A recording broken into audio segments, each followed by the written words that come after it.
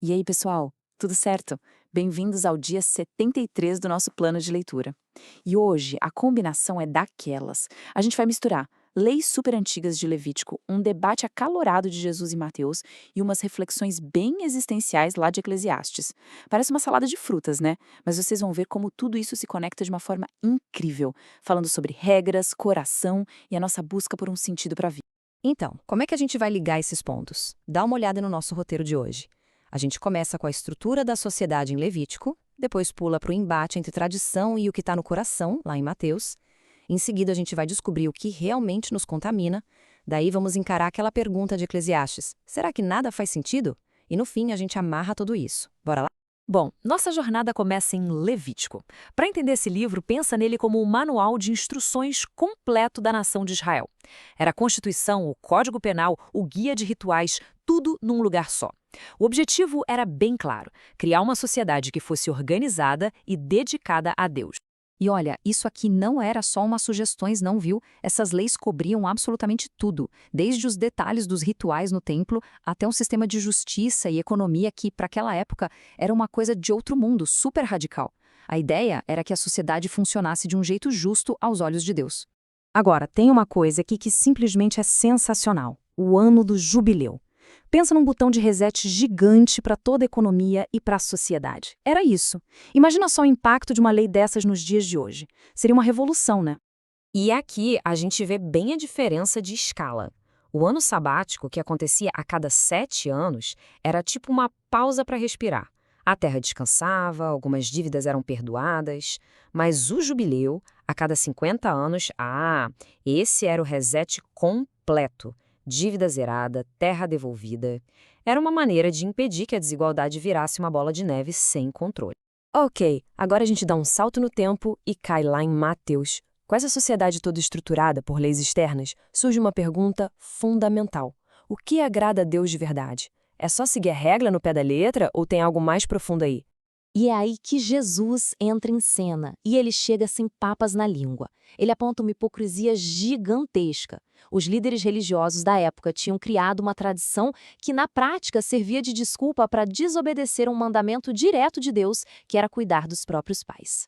Para deixar o recado bem claro, ele usa essa citação cortante do profeta Isaías. Com isso, Jesus muda completamente o foco. Ele tira a atenção das ações externas, dos rituais, e coloca a luz sobre o que está dentro do coração. A questão não é só o que a gente faz, mas por que a gente faz. Então a coisa fica séria. Se seguir as regrinhas externas, tipo lavar as mãos de um jeito específico, não é o que define se alguém é puro. Então o que é? Jesus está prestes a virar essa noção de cabeça para baixo. Jesus então se vira para a multidão e faz essa pergunta que parece simples, mas que para a cultura da época era uma verdadeira bomba. Ele desafia todo mundo a pensar: o que de verdade contamina alguém aos olhos de Deus? E a resposta dele é, uau, revolucionária.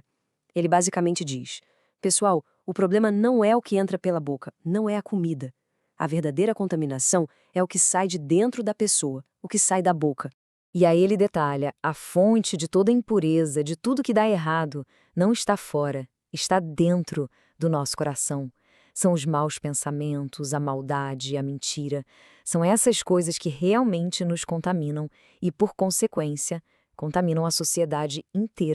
Muito bem, a gente já falou de ordem social, já falou de pureza do coração, e agora? Agora a gente dá um passo enorme para trás, um zoom out total, para encarar a pergunta de US$ 1 milhão com um pregador de Eclesiastes.